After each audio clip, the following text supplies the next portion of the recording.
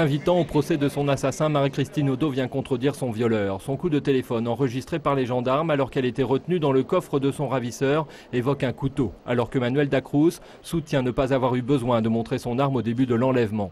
Un accusé qui a du mal à expliquer pourquoi il allait faire des courses avec un couteau de cuisine. D'après lui, sa victime ne se serait pas non plus débattue, alors que des traces d'ADN du présumé violeur ont été retrouvées sous les ongles de la joggeuse. Cherchant à prouver la préméditation, l'avocat de la famille Odo multiplie les éléments troublants. La voiture de l'accusé ayant été plusieurs fois filmée par des caméras de vidéosurveillance à quelques jours du crime, à proximité du lieu où la victime avait l'habitude de courir. Il dit lui-même qu'il est un monstre, effectivement. Je crois que l'une des caractéristiques du monstre, c'est sa froideur.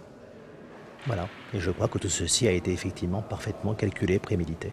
Malgré la récidive présumée, la défense plaide pour un crime commis sous l'emprise de pulsions irrépressibles par un être frustre aux capacités d'analyse réduites. Mais la veille des faits, Manuel Dacruz surfait sur des sites internet sadomasochistes et juste après les crimes, il cherche à se rendre dans un magasin de bricolage pour acheter des planches. De nombreux indices qui dessinent un individu dépourvu de sens moral.